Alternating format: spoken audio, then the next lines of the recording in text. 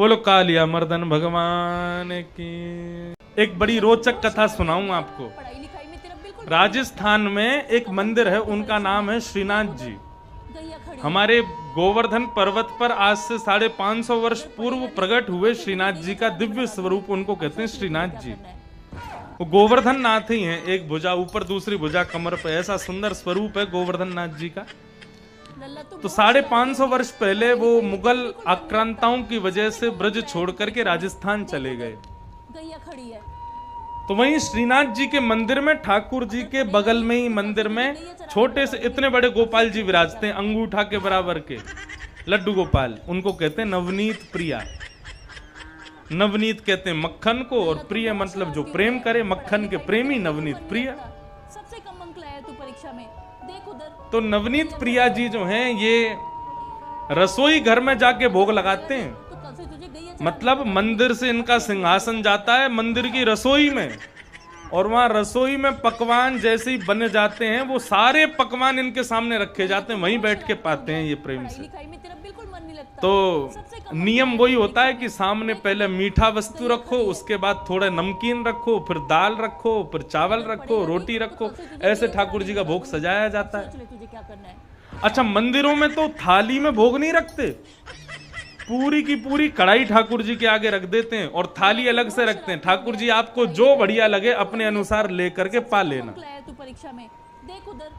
और ठाकुर जी के सामने बड़े बड़े कढ़ाई रखी। तो उस दिन पुजारी जी से गलती ये हो गई कि सामने मिठाई रखवे की जगह, खीर रखवे की जगह उनने कढ़ी रख दी। कढ़ी रख दी, कढ़ी के पीछे चावल रख दिए, चावल के पीछे मिष्ठान रखा और सब सजा दिए सामने। और सजा करके रसोई घर की किवाड़ लगा के 45 मिनट का भोग लगता। 45 मिनट के लिए पुजारी जी चले गए। 45 मिनट बाद जैसे ही पुजारी जी भीतर आए तो क्या देखा, सिंहासन पर ठाकुर जी है ही नहीं। ठाकुर जी है ही नहीं वहां पर। पुजारी जी बोले, अरे भैया ठाकुर जी कहाँ गए? पूरे मंदिर में हल्ला है, वो सब इकट्ठे है गए, ठाकुर जी कहाँ चले गए? कोई न कहीं बोले छोटे से ठाकुर जी हैं, सके इनमें कढ़ाई में गिर गए हों, छानो। तो सिंहासन के आगे वाली जो कड़ी की कढ़ाई ही कही जैसे ही छानी, तो जैसी छानी तो वहां में ठाकुर जी निकल आए। अब तो महाराज पुजारी जी बड़े जोर से हंसे, बोले अरे लाल जी को कड़ी इतनी भा गई, इतनी बढ़िया लगी कड़ी की वहां में कूद ही गए। अब तो भैया रोज कड़ी बनेगी ठाकुर जी के काज। अब तो कोई भी उत्सव हो, कछु भी हो, रोज कड़ी बन रही है, रोज ठाकुर जी के आगे कड़ी रखी जावे। 10 दिन तक रोज कड़ी रखी। तो 10वें दिन रात में सपने में पुजारी जी के सपने में ठाकुर जी आ गए और रोन लगे जोर जोर से। पुजारी जी बोले, ठाकुर जी रो काई को रहे हो? बोले मैं यहां मारे रो रहा हूं, तुम रोज कड़ी को भोग लगा रहे हो। बोले मैं तो यहां मारे लगा रहा हूं, बाद में आप कड़ी में कूद गए, इतनी बढ़िया लगी कि वहां में डूब ही गए, तो हमको लगी कड़ी ज्यादा पसंद आ गई है, तो रोज कड़ी को भोग लग रहा है। ठाकुर जी बोले, अरे मैं कड़ी में कड़ी खावे को ना कूदो, तो फिर काय को कूदे? बोले तुमने खीर दूर रख दी, मैं तो खीर खावे जा रहा हूं, बीच में कड़ी पड़ गई, सुबह में गिर गो। अब तुमको लगी कि मुझको कड़ी पसंद है तो रोज कड़ी को भोग लगा रहे हो। भैया मैं तो खीर खावे जा रहा हूं। फिर पुजारी जी ने क्षमा मांगी, अरे हमसे अपराध है गयो। तब से फिर ठाकुर जी को मिठाई आगे रखी जाए, वाके पीछे नमकीन सामग्री रखी जाए। तो बंधुओं, ऐसे लाड़ लड़ाओगे ना घर के ठाकुर जी को, तो ठाकुर जी फिर मूर्ति नहीं लगेंगे, साक्षात ठाकुर जी लगेंगे, आनंद देंगे, सुख मिलेगा आपको। उनके प्रति ये भावना मत रखो कि ये मूर्ति है, इसके सामने भोग रखना नहीं। ये हमारे घर को लाला है, या लाला के काजे आज कहाँ नयो बना में, कहाँ बढ़िया बना में, कहाँ प्रेम से बना में, जो काऊ देना ये पावे आ जाए। अरे वो कौन सी बाई, कर्मा बाई के पिताजी तीर्थ यात्रा पे गए, अपने गोपाल जी अपनी लाली को दे गए। बोले लाली रोज ठाकुर जी को भोग लगा के पइयो। कर्मा ने सोची कि रोज ये भोग खामेंगे, वाके बाद बचो कुचो हमें खानो है। यही पिताजी बता के गए। बाकू का पता ही कि सामने केवल थाली रख दी जाए और कुछ ना हो। कर्मा बाई रोज खिचड़ी बनाती बिना नहाए धोए, और बिना नहाए धोए खिचड़ी बनाती, दांतुन करती रहती, और वाकू लगती कि नीचे तक खिचड़ी जल रही होगी, तो दांतुन से ही चला देती वह खिचड़ी को, और वह खिचड़ी को पात्र में रख के अपने ठाकुर जी के सामने रखती। भोग लगा लो ठाकुर जी, बढ़िया बनी है, नमक मिर्च सब ठीक है ना, सो चाट के वो देख लेती, हाँ सब ठीक है पाओ। अब बाकू का पता भोग कैसा लगे। 10 मिनट 15 मिनट है गए, 1 घंटा है गया, ठाकुर जी ने भोग नहीं लगायो। करमेती बाई आई, हमारे पिताजी के हाथ से तो रज रज के पाओ, आज हमने बनाई है तो पानी रहे हो। अरे पिताजी कह के गए पहले तुम्हारो भोग लगानो फिर पानो, मुंह को भूख लग रही है, तुम खाओगे नहीं तब तक मैं ना खा सकूं, अब जल्दी तो भोग लगाओ। ठाकुर जी भोग नहीं लगा में तो कर्माबाई बोले रुक जाओ, पिताजी को आन दो, मैं पिताजी से कह दूंगी इन गोपाल जी को वापस कर आओ, दूसरे गोपाल जी लाओ। क्यों, ये भोग ही ना लगा मैं। वाह की ऐसी सहज सरल भावना की महाराज ठाकुर जी प्रकट है करके कर्माबाई के हाथ से खिचड़ी पाते। ऐसी कृपा हम पे कब होएगी ठाकुर जी की? ऐसी कृपा ठाकुर जी हम पे कब करेंगे? तब करेंगे जब हमारी भावना कर्माबाई जैसी शुद्ध हो, पवित्र हो, निर्मल हो। हम केवल ठाकुर जी को भगवान मान के उनकी सुबह शाम आरती बत्ती कर दें, चना चनौरी को भोग लगा दें, ठाकुर जी मिलेंगे कभी? कभी ना मिलेंगे। प्रेम से भोग लगाओ, प्रेम से सजाओ, प्रेम को प्रधान रखो। और एक बात कह दूं आपको, यदि आपकी भक्ति में प्रेम प्रधान है ना, तो किसी से पूछने की जरूरत नहीं है कि हम कैसे भोग लगाएं, कैसे पूजा करें। तुम यदि प्रेम से जैसे करोगे ना, ठाकुर जी को वैसा स्वीकार है।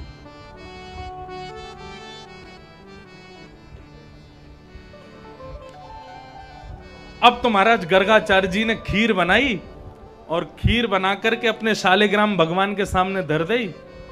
जय हो मेरे शालिग्राम त्वदीयम वस्तु गोविंद तुभ्यमेव समर्पयेत ग्रहाण सुमुखो भुक्त्वा प्रसीद परमेश्वर। भोग लगाओ प्रभु।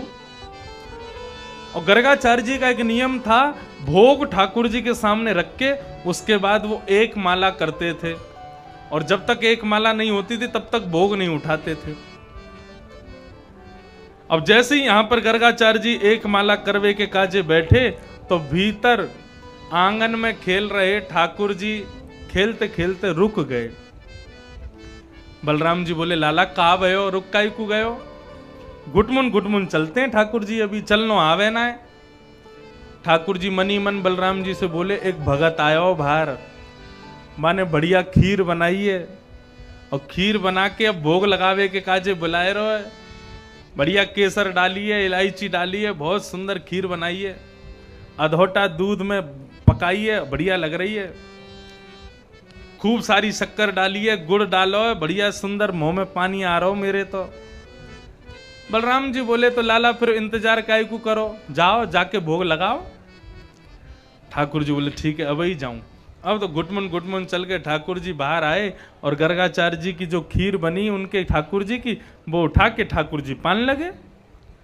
बैठ करके लाल जी पान लगे। यहाँ गर्गाचार्य जी की जैसे ही माला पूरी भई, उनने माथे से लगा के माला रखी। जय हो मेरे गोपाल जी। सामने देखो तो खीर को पात्र गायब। अरे लाल जी इतनी बढ़िया लगी खीर, कहाँ गए?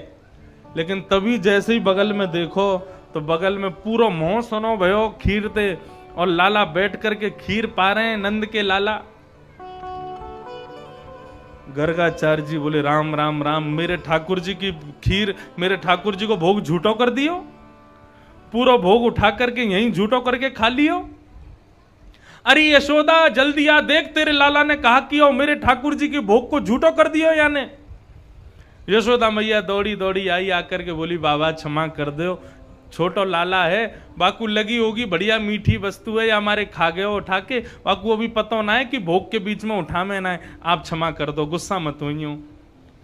गर्गाचार्य जी बोले फिर से गोबर का चौका लगाओ, फिर से नई सामग्री लाओ, सब झूठा हो गया, फिर से बनाऊंगा, फिर से भोग लगाऊंगा। ठाकुर जी गर्गाचार्य जी को देखने लगे, बोले बड़ो विचित्र बाबा है, पहले भोग बनावे, भोग लगावे के काजे बुलावे, हम भोग लगावे काजे आ जाएं तो मैया तो शिकायत कर दे। गर्गाचार्य जी ने फिर से 2-2.5 घंटा में साफ सफाई करवा के फिर से खीर बनाई। नई खीर बना के ठाकुर जी को पधराई। बोले ठाकुर जी छोटा सा बालक है, अबोध बालक है, जानता नहीं, आपकी खीर खा गया, झूठा कर दिया, आप फिर से भोग लगाओ। और फिर से भोग लगा करके वो माला करवे बैठे, इतने में भीतर खेल रहे ठाकुर जी फिर रुक गए। बलराम जी बोले कावे हो लाला? बोले भगत ने फिर से खीर बनाई और अब की बार पहले तो ज्यादा स्वादिष्ट बनाई है। तो कावे हो? बोले मेरो तो मन कर रहा हो खावे को। बलराम जी बोले लाला मत जावे, फिर से शिकायत कर देगो मैया। तो बोले करन दो, शिकायत हो जाएगी लेकिन जीव स्वाद तो मिल जाएगा। तो फिर जाके लगाया भोग। ठाकुर जी घुटमुन घुटमुन गए, जाकर के पात्र उठाया, पात्र उठा करके पान लगे, खूब आनंद आ रहा हो ठाकुर जी को। इतने में गर्गाचार्य जी की आंख खुली। अब तो महाराज आग बबूला हो गए। गर्गाचार्य अपने ठाकुर जी को उठान लगे, बोले अरे यशोदा तेरे देख लाला ने फिर ते मेरे ठाकुर जी की खीर झूठी कर दी। अब मैं नहीं रुकूंगा, मैं अपने ठाकुर जी को लेके गौशाला में जाऊंगा, दूर जाकर के मां भोग लगाऊंगा, यहां नहीं रुकूंगा।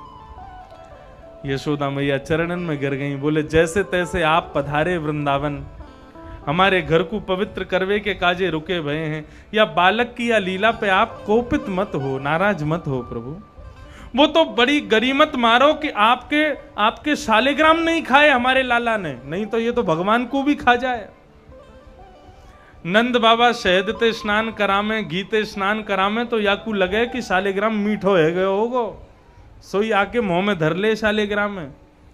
आपके ठाकुर जी छोड़ दिए, या बात की बड़ी मेहरबानी है, नहीं तो अब ये लाला कछु ना कहेगो, मैं आपको कमरा में बंद कर दूंगी, आप फिर से भोग लगाओ। गर्गाचार्य जी तीसरी बार भोग लगाने के लिए बैठे। मैया यशोदा ने कन्हैया को ले जा करके कक्ष में बंद कर दिया। अब तो जंगला पे खड़े होकर के ठाकुर जी देख रहे हैं गर्गाचार्य जी को। बोले बाबा बार बार हमारी शिकायत कर दे, तू अब के बुला, अब के बताऊं तो मैं। अब 1 वर्ष को बालक जब गुस्सा करे ना तो बड़ो प्यारो लगे, बड़ो सुंदर लगे। ठाकुर जी इतने सुंदर लग रहे हैं, गुस्सा कर रहे हैं गर्गाचार्य जी पर। बोले अब के बुला तू। अब के गर्गाचार्य जी ने फिर से खीर बनाई। जंगला में से ठाकुर जी देख रहे हैं और गर्गाचार्य जी उनको देख देख के बढ़िया बढ़िया वस्तु और डाल रहे हैं। वहां में इलायची डाल रहे हैं, गुड़ डाल रहे हैं, शक्कर डाल रहे हैं, केसर डाल रहे हैं, गुलाब जल डाल रहे हैं। ठाकुर जी के मुंह में और पानी आ रहा है। गर्गाचार्य जी बोले अब खा के दिखाओ। बोले तू भोग तो लगा, हम अवैया में। गर्गाचार्य जी ने अब के भोग लगाया। वो हे गोहे ठाकुर जी, और नन्ना बालक अबोध बालक है, अब नहीं आएगा, आप प्रेम से भोग लगाओ। और जैसे ही माला जपने के लिए बैठे, ठाकुर जी नीचे उतरे, जंगला से किवाड़ खोली और निकल करके घुटमुन चल के बाहर आए।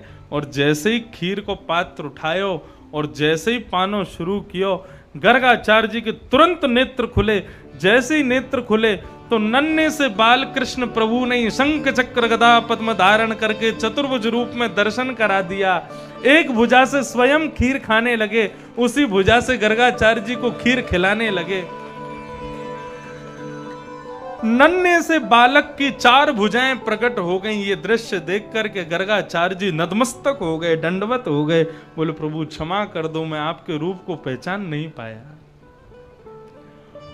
भगवान बोले अब क्षमा मत मांगो, इधर आओ। और जो झूठी खीर ठाकुर जी स्वयं पा रहे थे, वो अपनी ही झूठे हाथ से खीर लेकर के अब गर्गाचार्य जी को खिला रहे हैं। गर्गाचार्य जी तो आंखों से अश्रुपात करने लगे, आनंदित हो गए। जय हो भगवान, आपकी बड़ी कृपा। ठाकुर जी बोले हमने अपना रूप इसलिए दिखाया है, मैया यशोदा को बता मत देना कि हम कौन हैं, क्योंकि कल जब तुम हमारी जन्मपत्री देखोगे तो तुमको सब पता चलने वाला है कि हम कौन हैं, हमारा रूप क्या है, हम विधाता हैं, परमात्मा हैं। तो कहीं तुम यशोदा के आगे हमारा अपना मुंह खोल दो कि ये भगवान है, इसलिए हम आज ही तुमको सतर्क कर रहे हैं। मैया यशोदा हमको प्रेम करती है, गोदी में सुलाती है, अपना दूध पिलाती है, ये मान करके कि हम वाके लाला हैं। यदि वाकू पतो चल गई कि हम विधाता हैं, हम भगवान हैं, तो दिन रात हमारी पूजा करेगी, मंदिर बनवा देगी, मंदिर में खड़ो कर देगी। और मंदिर की पूजा हमको नहीं चाहिए। ये ब्रजवासी तो हृदय से प्रेम करते हैं, हमको वही प्रिय है। इसलिए मैया को बताना मत कि हमारा रूप क्या है। गर्गाचार्य जी बोले जो आज्ञा मैं नहीं बताऊंगा। दूसरे दिन नामकरण संस्कार गर्गाचार्य जी ने जब किया तो बड़े भैया का नाम रखा राम, लेकिन बल की अधिकता होने के कारण मैया इनको सब बोलेंगे बलराम। और जैसे ही छोटे बालक को देखा बोले मैया या को नाम तो मैं रखूं इदानिम कृष्णताम गतः, आपके या बालक को मैं नाम रखूं कृष्ण। कृष्ण क्यों रखा? कृष्ण शब्द के दो अर्थ हैं। कृष्ण शब्द का पहला अर्थ है काला या सांवला, भगवान का रंग है इसलिए उनका नाम कृष्ण है। लेकिन कृष्ण शब्द का यदि संधि विच्छेद करो तो कृषि शब्द किसके लिए होता है? किसान। मतलब किसान केवल किसानी करने वाले को किसान नहीं कहते, पृथ्वी पर जन्म लेने वाले प्रत्येक मानव को किसान ही कहा जाता है। जो पृथ्वी से जीता है उसको किसान कहते हैं। तो कृषि और ण है नस्तु निवृत्तिवाचक। कृषि से है मनुष्य और ण से है निवृत्ति, जिनका नाम लेने से मानव को संसार से निवृत्ति मिल जाती है, उनका नाम है कृष्ण। इसलिए भगवान का नाम रखा गया कृष्ण। ये भगवान का नाम रखा गया। अब तो ठाकुर जी 1 बरस के है गए, कृष्ण नाम रख दियो। धीरे धीरे सब कन्हैया कृष्ण कन्हैया कह कर पुकारते हैं। एक दिन ठाकुर जी दौड़े दौड़े आए और आकर के मैया से बोले मैया। नंद बाबा के पास जाकर के बोले बाबा। बलराम जी के पास जाके बोले भैया। अब तो महाराज यशोदा मैया, नंद बाबा और बलराम जी तो नाचन लगे। बोले आज लाला ने हमारो नाम बोलो है। पूरा ब्रजमंडल इकट्ठो है गए और सब आ करके अपनो नाम बुलवा रहे हैं, लाला मेरो नाम बोलियो। सो ठाकुर जी तोतली भाषा में वाको नाम बोले, वाको नाम उच्चारण करें। सब लाला को गोदी में लेकर के नाच रहे हैं। लाला पूरे विश्व को बुलवाने वाला आज बोलना सीख रहा है। ये अद्भुतता है। श्री सूरदास जी महाराज वर्णन कर रहे हैं अपने पद में। कहने लगे मोहन मैया मैया, कहने लगे मोहन मैया मैया, कहने लगे मोहन मैया मैया, कहने लगे मोहन मैया मैया। पितानंद सो बाबा रे बाबा, पितानंद सो बाबा रे बाबा, पितानंद सो बाबा रे बाबा, पितानंद सो बाबा रे बाबा। और हलधर सो भैया, और हलधर सो भैया, और हलधर सो भैया भैया भैया, कहने लगे मोहन मैया मैया, कहने लगे मोहन मैया मैया, कहने लगे मोहन मैया मैया, कहने लगे मोहन मैया। बोल नंद के लाला की।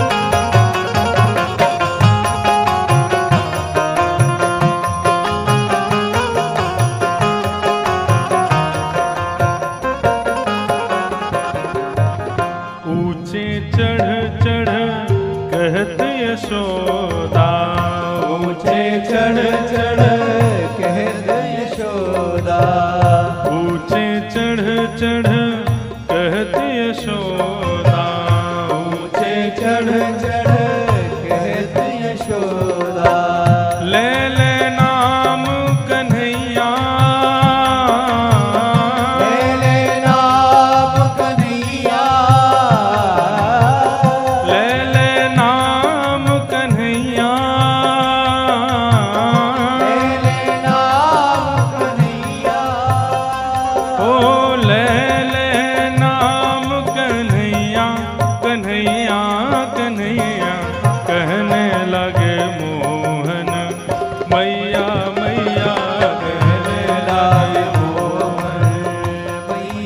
मैया कहने लगे मोहन मैया मैया कहने लगे मोहन मैया मैया दूर खिलन मत जाओ लाल रे दूर खिलन मत जाओ लाल रे दूर खिलन जन जाओ लाल रे दूर खिलन जन जाओ लाल रे मार्ग काहू की गैया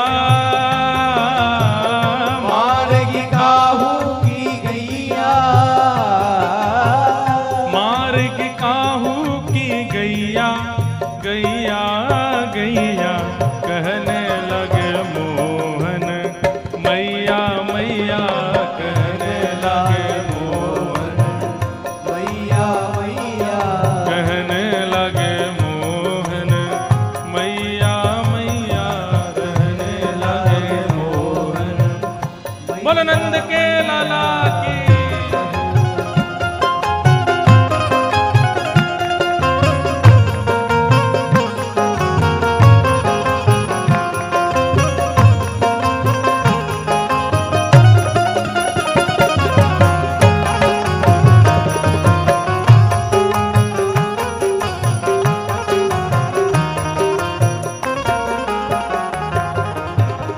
मणिखंबन प्रतिबिंब विलोकत खंबन प्रतिबिंब विलोकत मणिखंबन प्रतिबिंब विलोकत खंबन प्रतिबिंब विलोकत कितना सुंदर वर्णन कर रहे हैं ठाकुर जी। जब नंद भवन में धीरे धीरे चल करके जाते हैं तो ठाकुर जी चलना कैसे सीख रहे हैं। एक खंबा को पकड़ करके खड़े रह जाएं और फिर वहां से दूसरे खंबा के पास जामें। अब दूसरे खंबा में ठाकुर जी जब मणि में अपनो प्रतिबिंब देखें, जब खुद को देखें तो खुद को देख करके ठाकुर जी नाचन लग जामें, अलग अलग मुद्रा बनामें। कभी सिर पे हाथ रखें, कभी कमर पे हाथ रखें, कभी दोनों कंधान पे हाथ रखें। अपने आप को देख करके ठाकुर जी नाच रहे हैं। सूरदास जी वर्णन कर रहे हैं मणिखंबन प्रतिबिंब विलोकत मणिखंबन प्रतिबिंब विलोकत हो नाचत कुंवर कन्हैया नाचत कुंवर कन्हैया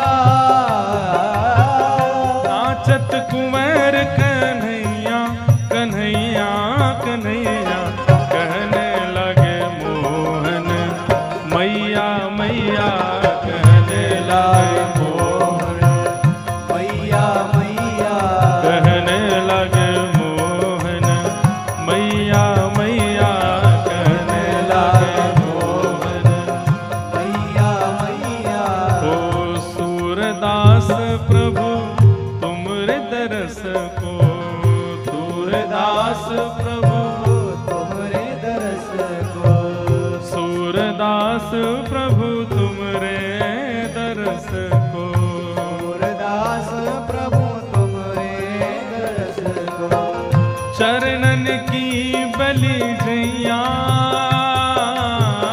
चरणन की बल जैया चरणन की बल जैया जैया जैया कहने लगे मोहन मैया मैया कहने लागे मोहन मैया मैया कहने लगे मोहन मैया मैया कहने लगे मोहन मैया मैया कहने लगे मोहन मैया मैया कहने लगे मोहन मैया मैया कहने लगे मोहन मैया मैया कहने लागे मोहन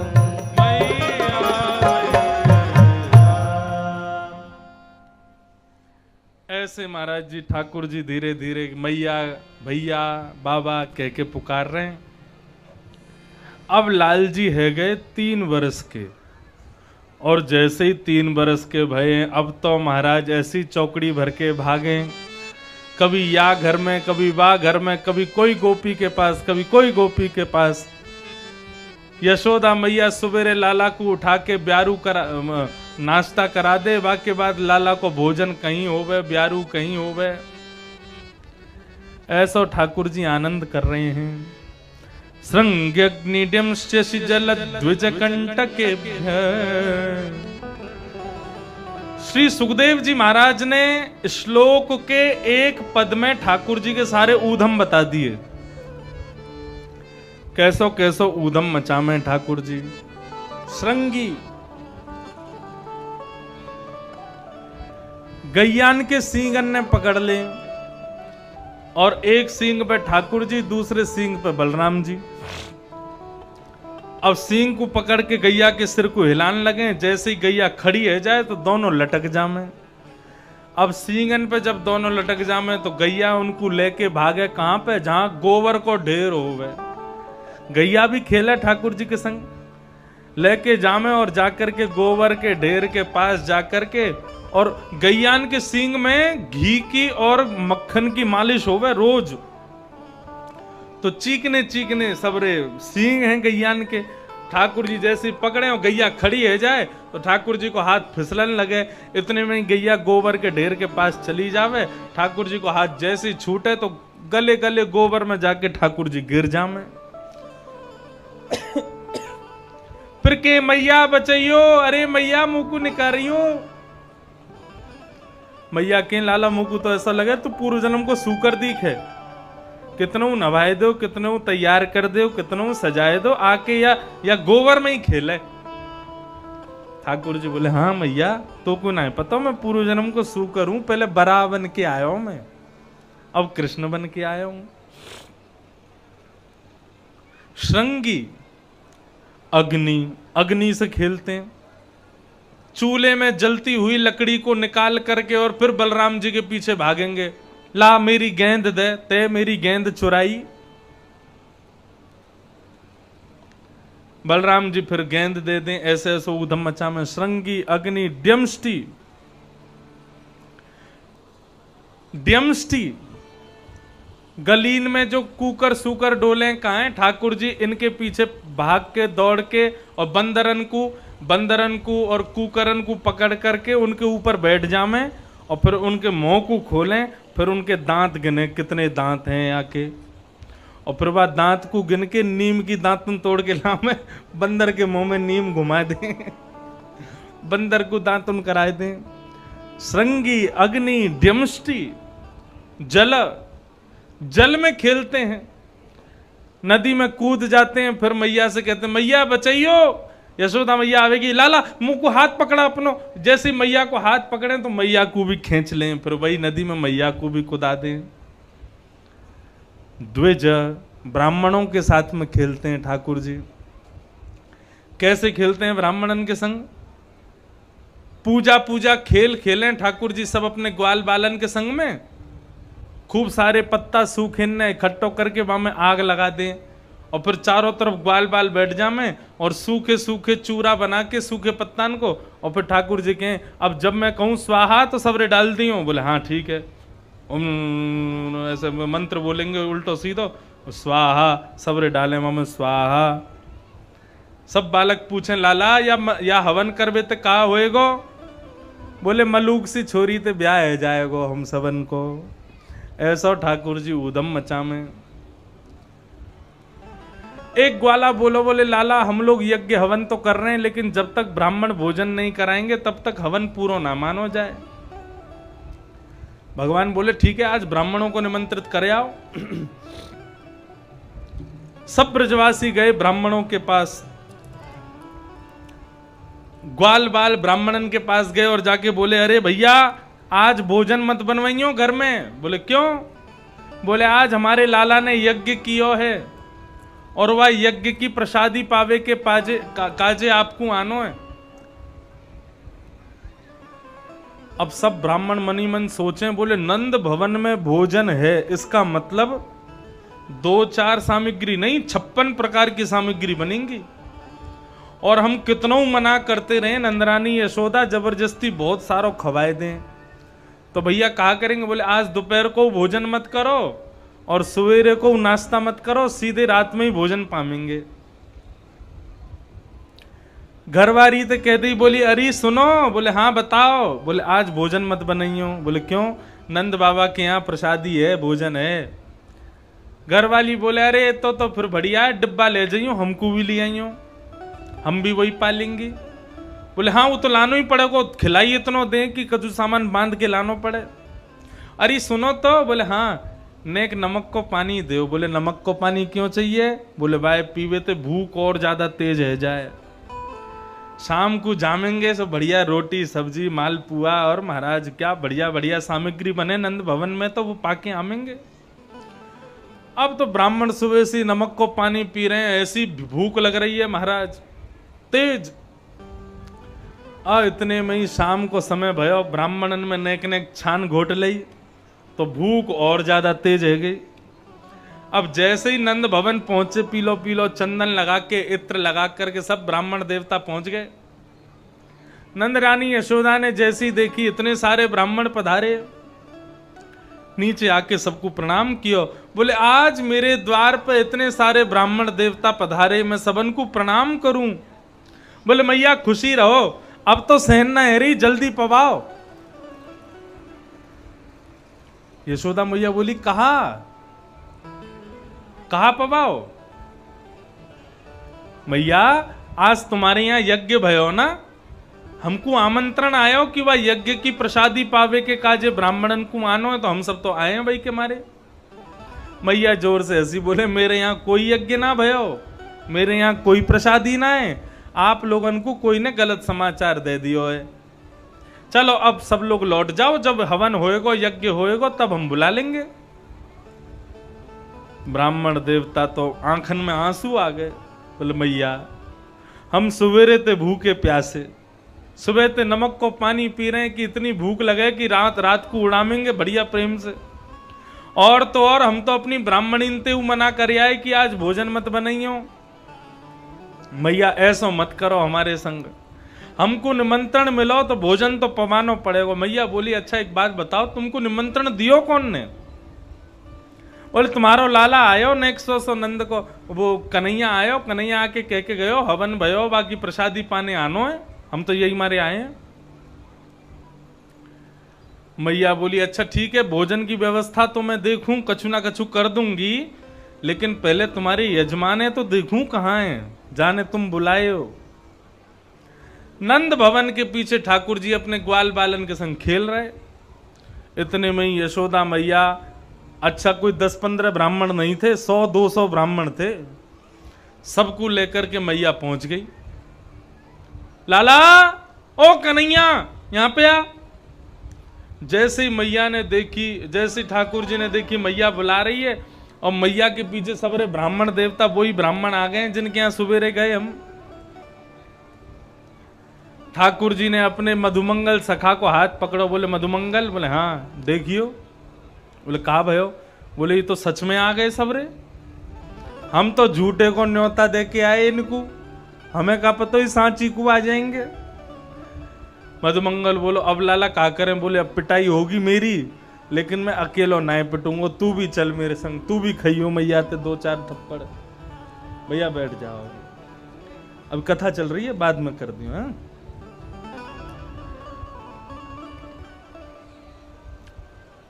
तू भी पिटियो मेरे संग। अब तो मधुमंगल को लेकर के ठाकुर जी जैसे ही बढ़े आगे, मैया ने कान पकड़ो, है रे लाला, ज्यों ज्यों बड़ो है तो जा रहा हो, त्यों त्यों तेरे उधम बढ़ते जा रहे हैं। ये सबरे कौन खड़े हैं मेरे पीछे? इनको तेने भोजन को न्योता दियो, इनको भोजन को निमंत्रण दियो।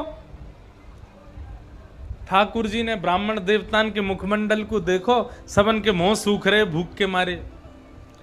ठाकुर जी बोले मैया तेरी सौ खा के कहूं, मुझको तो ये ना पता इनको घर कौन सी गली में, ये सबरे ऐसे ही आ गए, मैंने ना बुलाए। ब्राह्मण बोले मैया झूठ बोल रहे हैं लाला, ये हमको निमंत्रण दे के आए सवेरे। मैया बोली देख लाला मैं जान तो गई हूं तेने निमंत्रण दियो, लेकिन अब ये बता अब कहा करूं, इनको भोजन कैसे पवाऊं? ठाकुर जी बोले मैया एक काम कर, हमारो खेल खेल की पूजा ही पूजा खेल खेल को हेरो, तो खेल खेल की पूजा में खेल खेल को सब काम भयो, तो खेल खेल कोई भोजन होएगो। ये सब भी सूखे सूखे पत्ता हाथ में उठा करके बोल दें कि अरे भैया मोहन थार बहुत बढ़िया बनी है, पूरी सब्जी बहुत बढ़िया बनी है, अरे वाह बढ़िया रायता बहुत जोर को बनो है। जैसे बिना मंत्रण के बिना सामग्री के हवन भयो, वैसे बिना पकवानन के इनको भोजन है जाएगो, हैगो काम बराबर। ऐसो ऐसो ऊधम मचा में ठाकुर जी।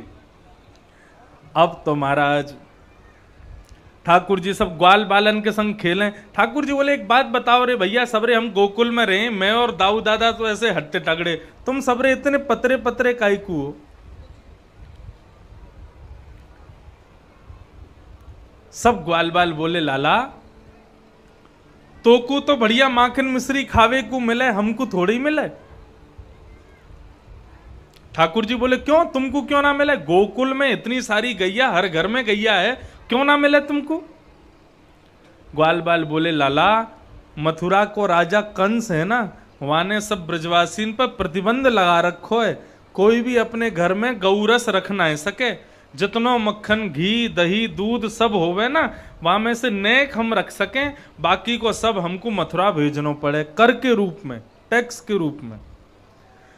यदि हम मक्खन दूध घी दही यदि मथुरा नाए भेजें, और यदि वाकई सैनिक आकर के हमारे घर में देख लें कि भाई दूध मक्खन घी दही रखो है, तो वो मृत्यु दंड दे में, या हमारे घर वाले हमको मक्खन दूध दही खान ना दें। अब तू तो राजा को बेटा है, नंद बाबा राजा हैं ब्रजमंडल के, तो को तो सब खावे पीवे को मिले, हमको थोड़ी मिले। भगवान ने मनी मन सोचा कि भाई मथुरा के इस कंस को तो हम बाद में देखेंगे, पहले ब्रजवासियों को मक्खन मिश्री खवाया जाए। ठाकुर जी बोले तो राजी राजी नहीं मिलता तो चोरी करके खाओ। तुमको राजी से यदि मक्खन मिश्री दूध दही नहीं मिलता तो चोरी करके खाया करो। ग्वाल बाल बोले लाला तू जो कहेगो सो करेंगे, लेकिन चोरी नहीं करेंगे। क्यों चोरी क्यों ना करेगो? हमारी मैया के कि चोरी करवे ते ब्याह ना होवे, या हमारी चोरी ना करेंगे।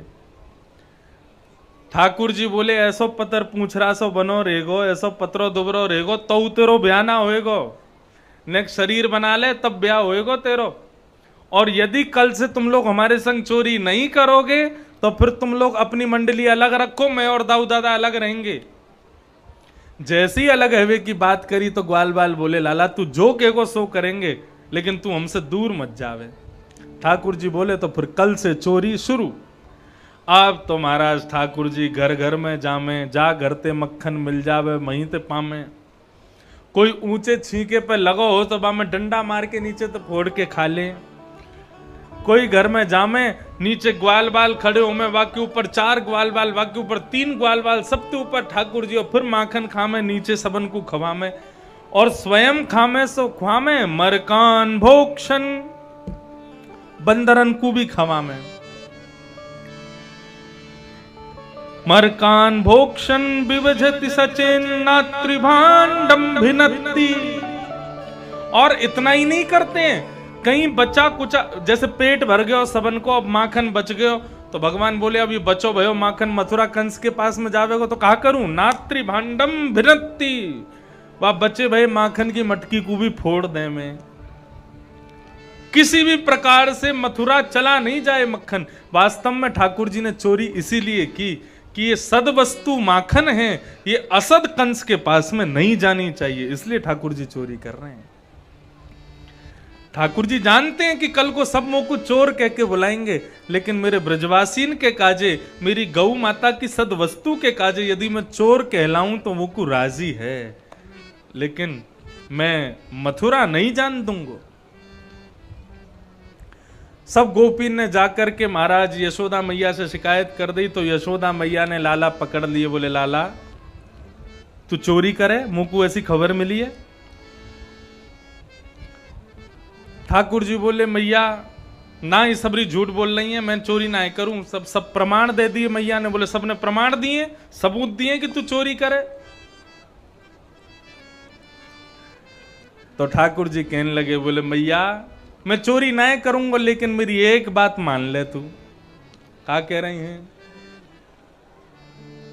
सौ खाऊं पर घर ना जाऊं मैया, अब न करूंगो चोरी। सौ खाऊं पर घर ना जाऊं मैया, अब न करूंगो चोरी। सौ खाऊं पर घर ना जाऊं मैया, अब न करूंगो चोरी। सौ खाऊं पर घर ना जाऊं मैया, अब न करूंगो चोरी। सौ खाऊं पर घर ना जाऊं मैया, अब न करूंगो चोरी। सौ खाऊं पर घर ना जाऊं मैया, अब न करूंगो चोरी। पर सांची कह कब लावेगी तू दुल्हन मोको गोरी। सांची कह कब लावेगी मैया, मोको दुल्हन गोरी। पर सांची कह कब लावेगी तू मोको दुल्हन गोरी। साची कह कब लावेगी तू, मोको दुल्हन गोरी। ठाकुर जी मैया से कह रहे हैं, मैया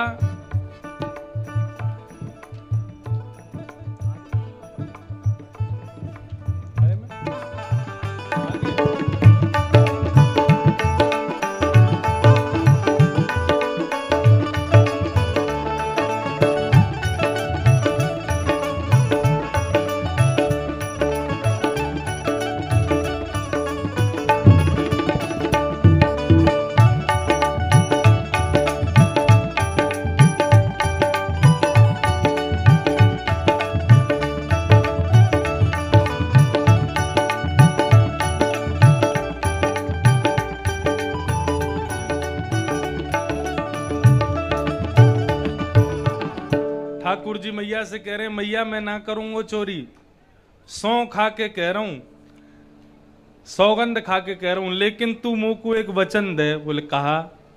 बोले कब लावेगी तू मोकू दुल्हन गोरी। मोकू मेरो ब्याह जब करावेगी तब चोरी करना बंद करूंगा। पर एक बात तो समझाऊं,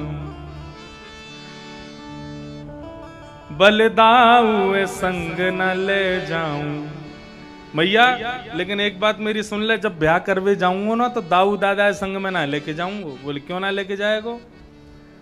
बोले कि भैया वो तो गोरो है और मैं कारो हूं, कहीं बाकी गोरे स्वरूप को देख करके बहू ने भाई के गले में वरमाला पहना दी तो मेरो ब्याह तो रह जाएगो, मेरो न्याय होएगो। या हमारे मैया बलदाऊ संग ना लेके जाऊंगो। और भैया बहुत सुंदर पद है, अब मुझको मिल ना रहे हो, नहीं तो गा के सुना। तो अभी आप लिखो भयो है, कोई ना कल सुना देंगे हैं, अभी लिखो भयो ना है मुंह पे। बहुत सुंदर पद है। ठाकुर जी कह रहे मेरो ब्याह कराओ तब मैं चोरी करना बंद करूंगा।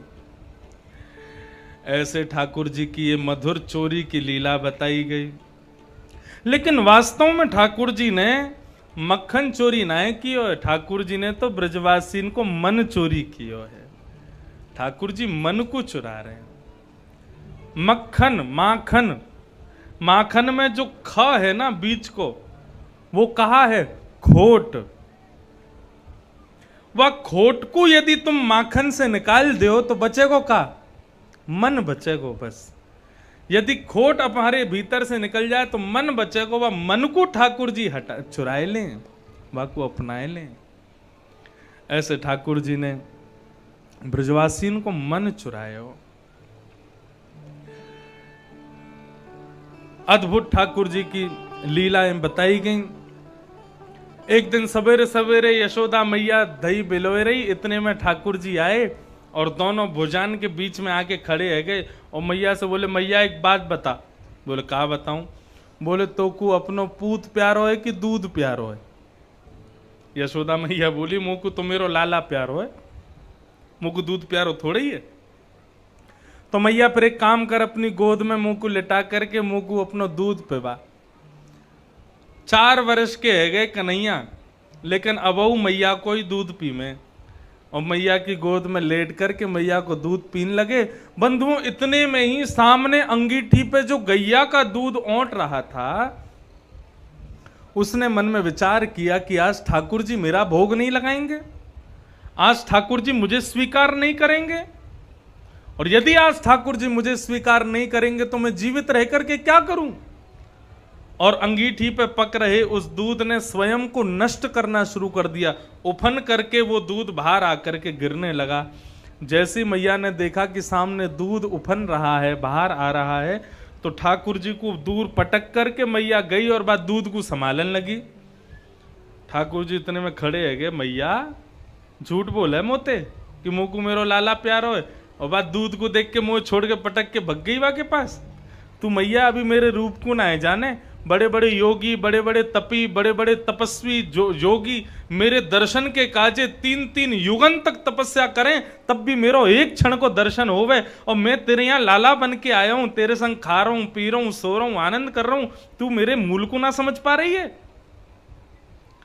बंधुओं, कहने का अभिप्राय, जो ठाकुर जी जाके घर में आ जामे ना, फिर ठाकुर जी चाहे कि वो सदा सर्वदा मेरे पास रहे, मुझसे दूर नहीं जावे।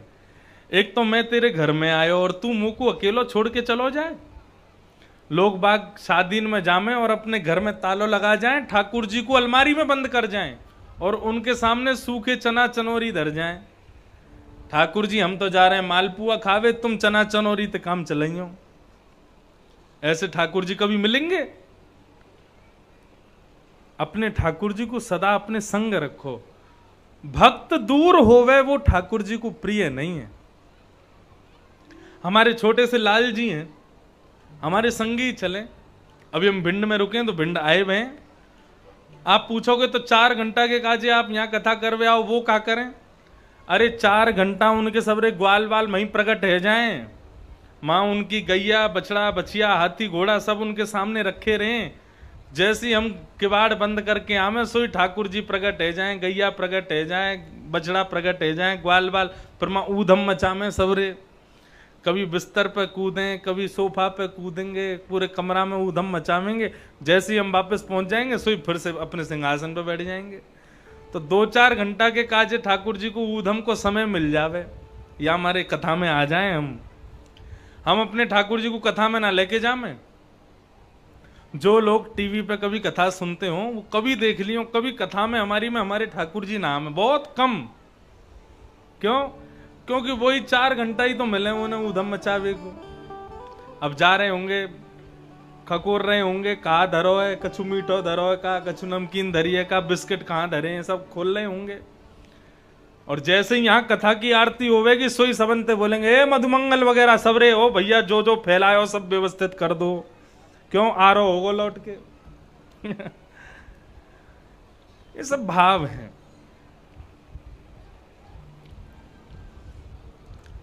ठाकुर जी बोले मैया तुम मोकू प्रेम ना करे। इतने में ठाकुर जी छोटा सा एक पत्थर उठा के लाए और मैया जा हंडी में दही बिलोए रही। ठाकुर जी ने ला करके वह पत्थर को मारो और वो हंडी फोड़ दी। और एक बड़ो सा डंडा लेके गए, गौरस भंडार में जितनी हंडी गौरस की सब फोड़ दी ठाकुर जी ने। बोले तो को दूध प्यारो ना, ले सब तेरे दूध है बहा दूंगा आज मैं। यशोदा मैया ने जैसे ही ये दृश्य देखो मैया को क्रोध आयो। बोले ज्यो ज्यो बड़ो है तो जा रहो कन्हैया, त्यों त्यों ऊधम करतो रे। अगर याकू मैंने दंड नहीं दियो, ने डांटो फटकारो नहीं तो बिगड़ जाएगो।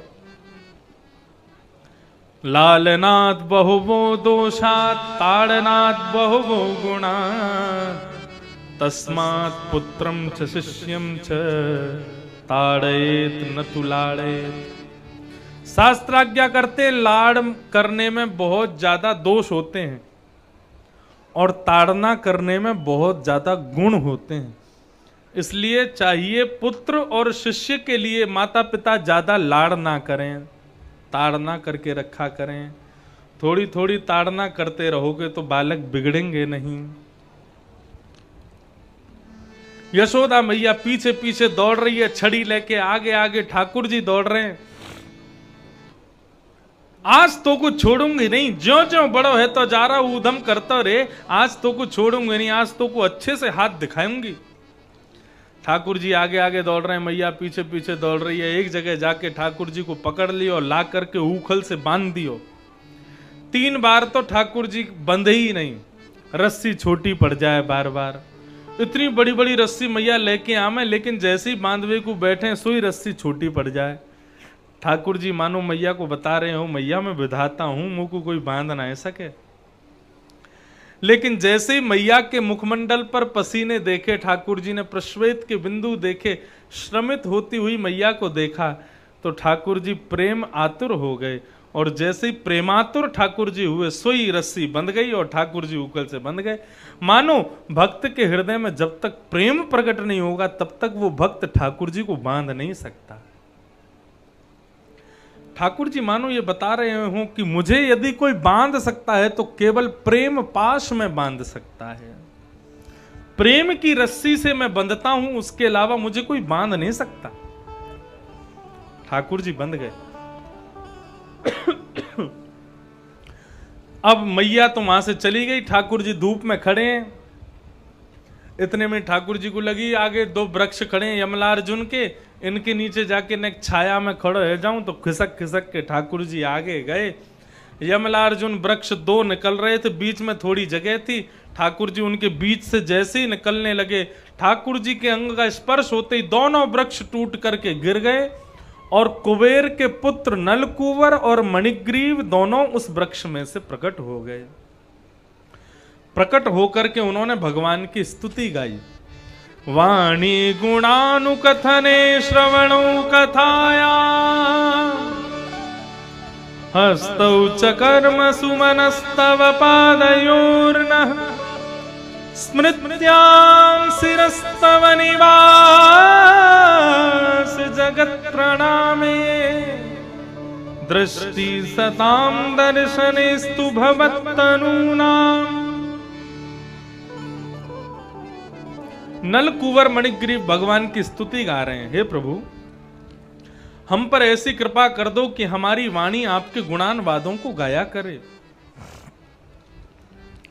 हमारे कान आपकी कथा सुना करें, हमारे हाथ आपके कर्म किया करें, हमारे चरण आपकी प्रदक्षिणा किया करें, हमारा मन आपके श्री चरणों का सदा सर्वदा स्मरण करता रहे, हमारा सर सदा सर्वदा आपके सन्मुख झुका रहे। प्रभु, दृष्टि में केवल आपका दर्शन हो, या फिर तनु नाम आपके ही जो अंश हैं उन संतों का हम दर्शन करते रहें। प्रभु, ऐसी कृपा कर दो। भगवान ने नलकुबर मणिग्रीव को आशीर्वाद दिया और दोनों वहां से मुक्त होकर के वैकुंठ को प्रस्थान कर गए। भगवान बोले, भले आदमी मुझे खोल जाते, मैंने तुम दोनों को मुक्त किया, दोनों कृपा पाके चले गए, मुंह को तो बंधो ही छोड़ गए। नलकुबर मणिग्रीव ने आकाश से कहा, प्रभु आप प्रेम पाश में बंधे हो और इस प्रेम बंधन में जिसने आपको बांधा है वही खोल सकता है और कोई नहीं खोल सकता। पेड़ों की गिरने की जोर की आवाज हुई, यशोदा आदि ब्रजवासी सब दौड़े दौड़े आए तो देखा 2 पेड़ टूटे पड़े हैं और उनके बीच में ठाकुर जी खड़े हैं। मैया ने तुरंत रस्सी खोली, लाला को हृदय से लगाया और इतने बड़े बड़े पेड़ मेरे लाला के ऊपर गिर गए। मैया ने तुरंत नंद बाबा से कही, बोले अब हम गोकुल में नहीं रहेंगे, चलो यहां से। कहां चलें? तब नंद बाबा के छोटे भैया ने बताया, बोलो एक वन है, वा को नाम है वृंदावन, एक नवीन वन है, वहीं चलो, वहां चल करके रहेंगे। और सब गोकुलवासी ठाकुर जी के साथ अपने अपने घरन को छोड़ करके वृंदावन की ओर जा रहे हैं। चलो मन वृंदावन की ओर,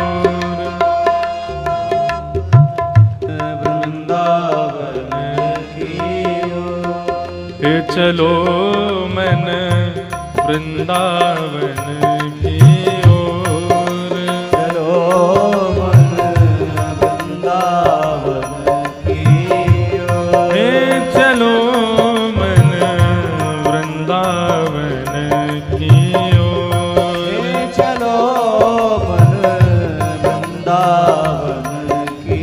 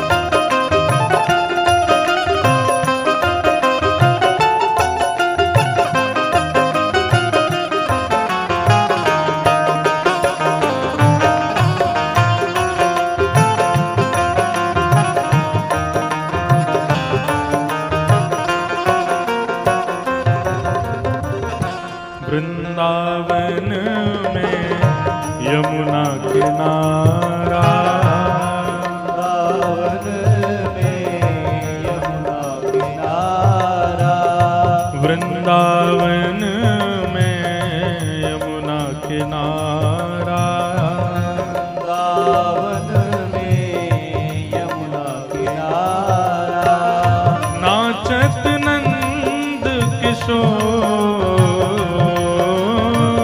नाचत नंद किशोर, निर्तत नंद किशोर,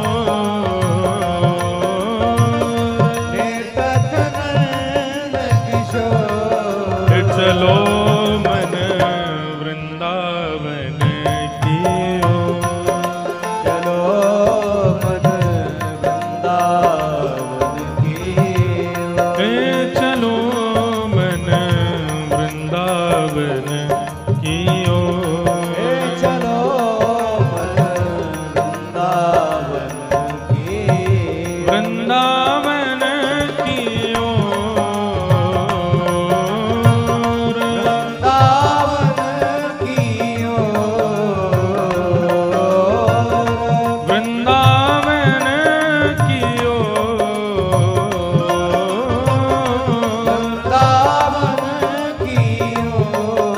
चलो मन वृंदावन की ओर, चलो मन वृंदावन की चलो मन वृंदावन की ओर, चलो मन वृंदावन की जय हो।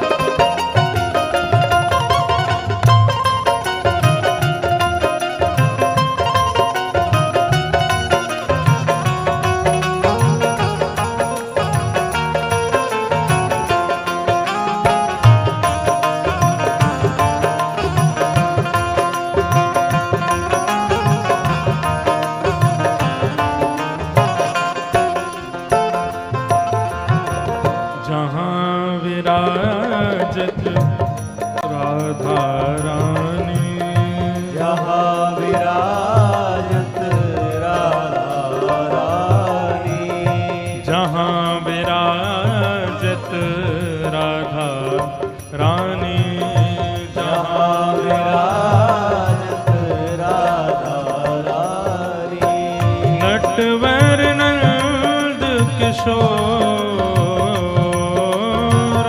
नटवर नंद किशोर, नटवर नंद किशोर, नटवर नंद किशोर।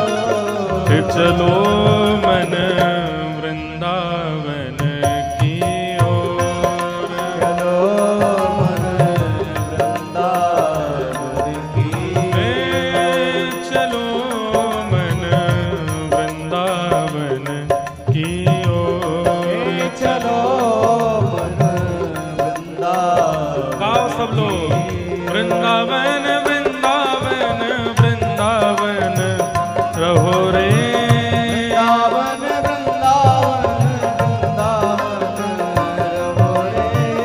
वृंदावन वृंदावन वृंदावन रहो रे, वृंदावन वृंदावन वृंदावन रहो रे। वृंदावन की गलियों में राधे राधे कहो रे, वृंदावन की गलियों में राधे राधे कहो रे। श्री वृंदावन की गलियों में राधे राधे कहो रे, वृंदावन की गलियों में राधे राधे कहो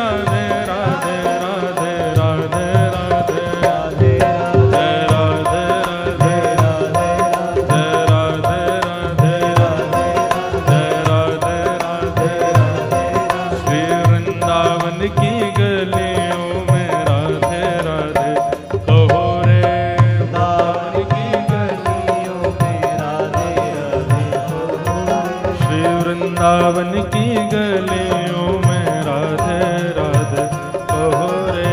वृंदावन की गलियों में राधे श्री वृंदावन बिहारी लाल की। वनम वृंदावनम नाम पशव्यं नवकाननम् गोप गोपी गवां सेव्यं पुण्याद्री तृणविरुधम्। सब ब्रजवासी वृंदावन आ गए। माताएं बहनें बिल्कुल शांति का परिचय दें, बिल्कुल शांति से सब लोग सुनेंगे। जो भाई लोग पीछे बाहर खड़े हुए हैं वो अगर चाहें तो यहाँ माताओं के पीछे थोड़ी जगह है, आके सब लोग बैठ जाओ। कथा बैठ के सुननी चाहिए, खड़े खड़े नहीं सुननी चाहिए। मां धूप में बाहर खड़े हैं तो इससे बढ़िया अंदर आकर के सब लोग बैठ जाओ, वहां बैठ के कथा सुनो। भगवान और समस्त गोकुलवासी वृंदावन पधारे। वृंदावनम संप्रविश्य सर्वकाल सुखावहम। वृंदावन में आकर के सबको बहुत सुख मिल रहा है, सबको बहुत आनंद मिल रहा है।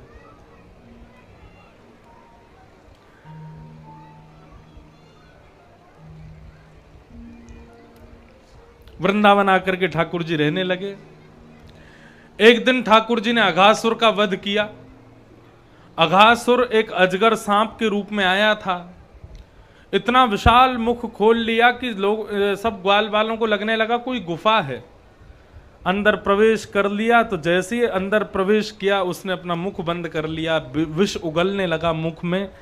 सब ब्रजवासी मूर्छित हो गए। ठाकुर जी ने उसके कंठ में जाकर के अपने शरीर को इतना फुलाया, बीच से अघासुर फट गया और सारे ब्रजवासियों की रक्षा हो गई। लेकिन अघासुर को मारने की ये बात ब्रजवासियों ने, सब ग्वाल बालों ने घर पर जाकर के एक एक वर्ष के बाद बताई। मतलब जैसे मानो आज भगवान ने अघासुर मारा और उसके एक वर्ष पूर्ण होने के बाद ब्रजवासी जब अपने घर जा रहे हैं तो कह रहे हैं मैया आज लाला ने अजगर मारो, सांप मारो। एक वर्ष का लंबा समय, इतना समय क्यों लगा सब ब्रजवासियों को? एक वर्ष पुरानी बात एक वर्ष बाद क्यों बताई? तब कहते हैं कि ब्रह्मा जी सब ग्वाल बालों का हरण करके ले गए थे। क्यों हरण करके ले गए थे? ठाकुर जी समस्त ग्वाल बालों के साथ में वन में भोजन कर रहे थे। और कैसे भोजन कर रहे थे? विब्रद वेणुम जठर पटयो श्रांगवेत्रे च कक्षे वामे पाणे मृषण कवलम तत्फलम लांगुलेषु तिष्ठन् मध्ये स्वपरिसृहिदो हासयन् नर्मभिस्वे स्वर्गे लोके मिषति विभुजे यज्ञ भुक् बालके लिए।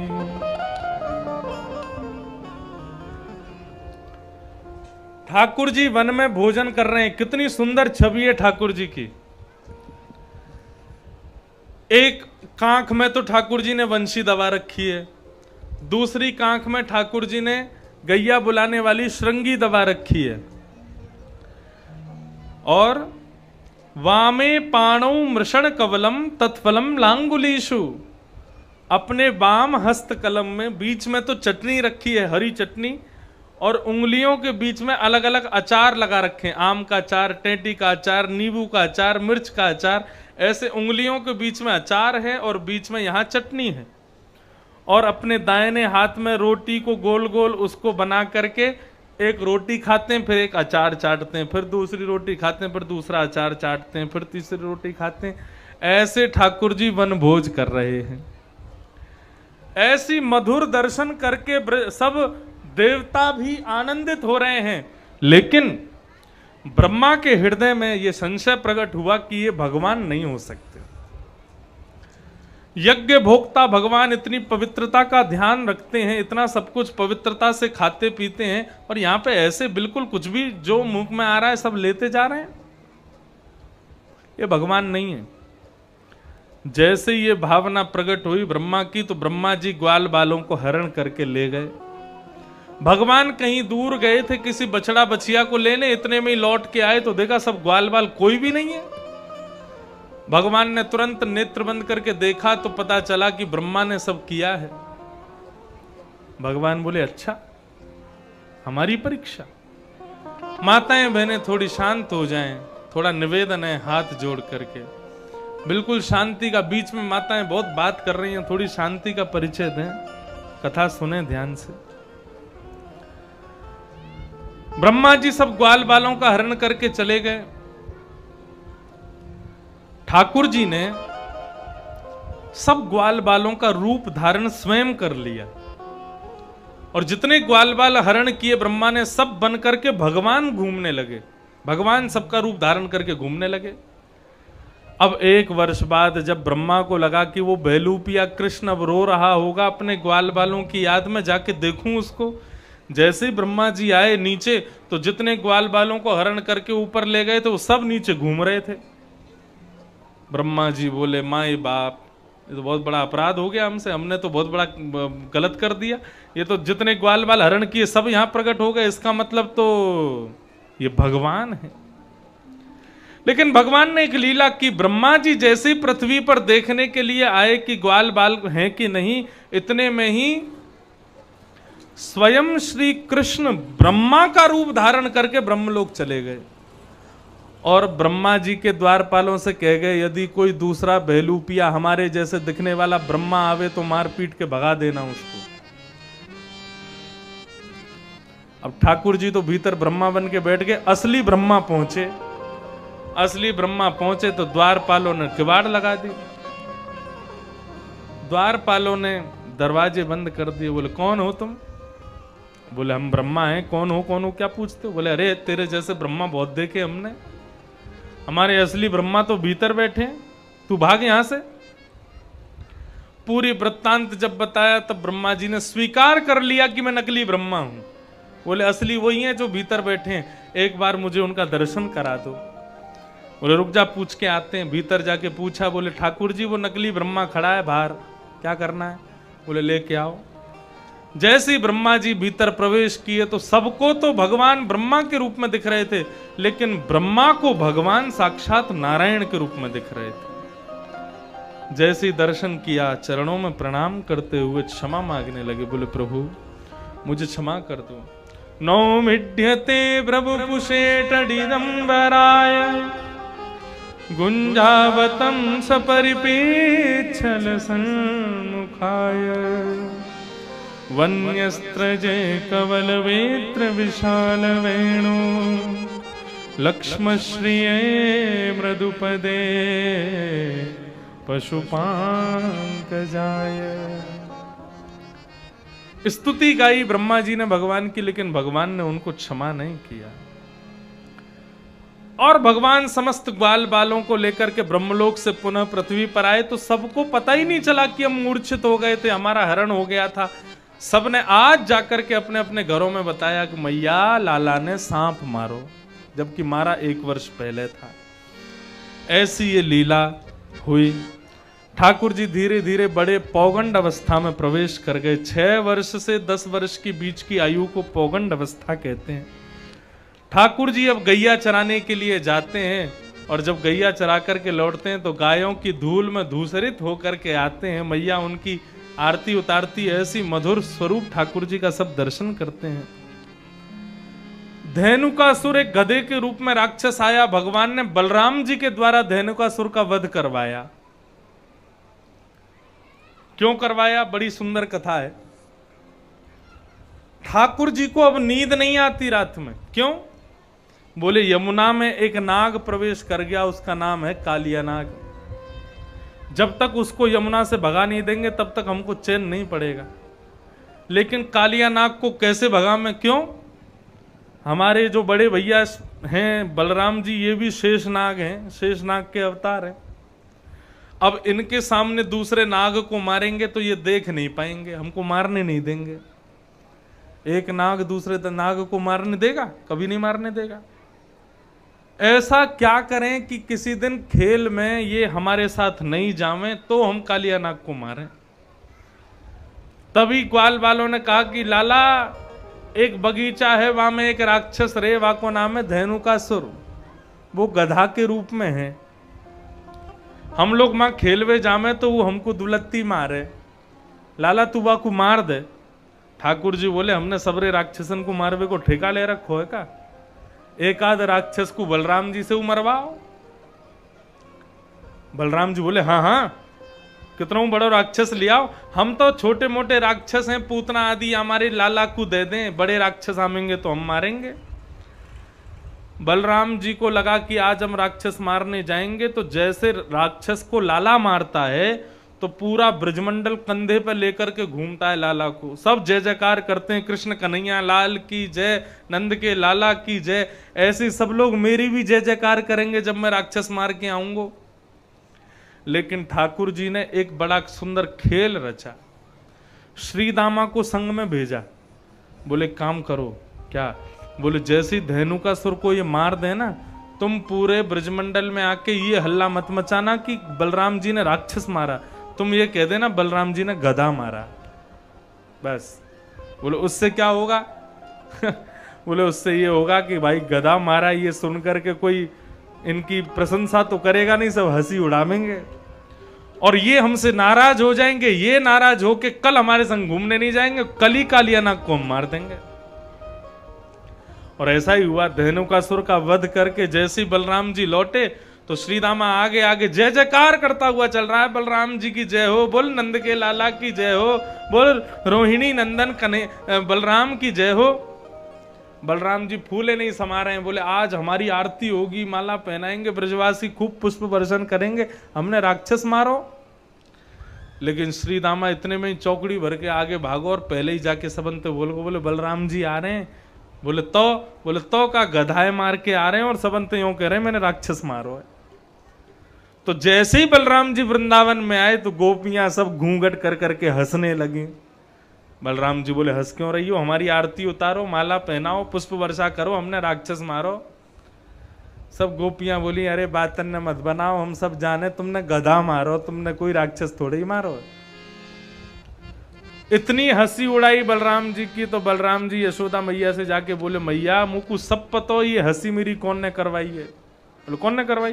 बोले तेरो जो छोरा बैठो का है ना लाला नंद को, ये कन्हैया या ने मेरी हंसी करवाई है। ठाकुर जी लड़ने लगे बलराम जी से, हम भाई मैंने हंसी करवाई है, तुम गधा मारोगे तो सब यही कहेंगे गधा मारो। हमारी तरह पूतना राक्षसी मारते, हमारी तरह और राक्षस मारते तो समझते, अब गधा मारोगे तो फिर क्यों कैसे समझेंगे सबकी राक्षस मारो। बलराम जी बोले मैया तू आज हमारा निर्णय कर दे, कलते मैं कन्हैया के संग खेलवे नहीं जाऊंगा। मैया बोली ना तू बड़ा है तो को संग में रहना चाहिए। बोले मैं बड़ा हूं तो का मेरो आदर सम्मान तो करे ना है, मैं ना खेलूंगा या के संग। ठाकुर जी बोले हाँ कल से हम भी इनके संग नहीं खेलेंगे। ठाकुर जी मन ही मन सोचने लगे दाऊ दादा बस एक दिन तुम रुक जाओ, परसों तो हम तुम्हें मना लेंगे, बस कल हमको अकेले जान दो। और दूसरे दिन ठाकुर जी अकेले ग्वाल वालों के संग दूसरी तरफ गए, बलराम जी दूसरी तरफ गए और ठाकुर जी सीधे पहुंच गए कहां? काली देह पे। मधुमंगल की गेंद को ऐसे मारा ठाकुर जी ने, वो जाके यमुना में गिर गई। मधुमंगल हट करने लगा, मुझे तो वही गेंद चाहिए। ठाकुर जी बोले देख ले वही गेंद चाहिए तो हम कदम पर चढ़ के कूद जाएंगे अभी। मधुमंगल बोला अरे हम बे कूदेगो तू, ये काली दे कालिया नाग रे यहाँ पे, तू ना कूदेगो, बस बातन ने बना रहा है। इतने में ही ठाकुर जी तो महाराज चढ़ गए वृक्ष पे और वृक्ष से एक छलांग मार के सीधे काली दे में कूद गए। मधुमंगल आदि सब घबराए, दौड़ करके सब ब्रजवासियों को बुला लाए। ठाकुर जी भीतर गए, भीतर जाकर के कालिया नाग के फन पर सिर पधरा दिया, उसके मुख से विष निकलने लगा, रक्त निकलने लगा। कालिया नाग आश्चर्य करने लगा, बोले इतना सा बालक अभी तक जीवित कैसे है? भगवान उसके फनों पर चढ़ गए, जिस फन को निकालता है भगवान को मारने के लिए, भगवान उसी फन पर अपना चरण रखते हैं। 101 फन है कालिया नाग के, भगवान उन 101 फणों पर इतनी द्रुत गति से कूद रहे हैं कि आकाश में देवताओं को लगने लगा भगवान शायद नृत्य कर रहे हैं। इंद्र मृदंग बजाने लगे, ब्रह्मा जी कांसे बजाने लगे, नारद जी वीणा बजाने लगे, सरस्वती अलाप लेने लगी, आकाश मार्ग में देवी देवता सब गंधर्व जन गान बजान करने लगे। इतने में ही ठाकुर जी तांडव नृत्य कर रहे हैं कालिया नाग के ऊपर। ऐसी मधुर छवि का दर्शन सब लोग कर रहे हैं। कालिया नाग के प्रत्येक मुख से विष की जगह रक्त जब निकलने लगा, तब नाग पत्नियों ने भगवान की स्तुति गाई, बोले प्रभु हमारे पति को छोड़ दो। खूब सुंदर स्तुति गाई नाग पत्नियों ने। न नाक पृष्ठम न च सार्वभौमम् न पारमिष्ठ्यम न रसाधिपत्यम न योग सिद्धे अपुनर्भवं भा वाञ्छन्ति यत्पादिरज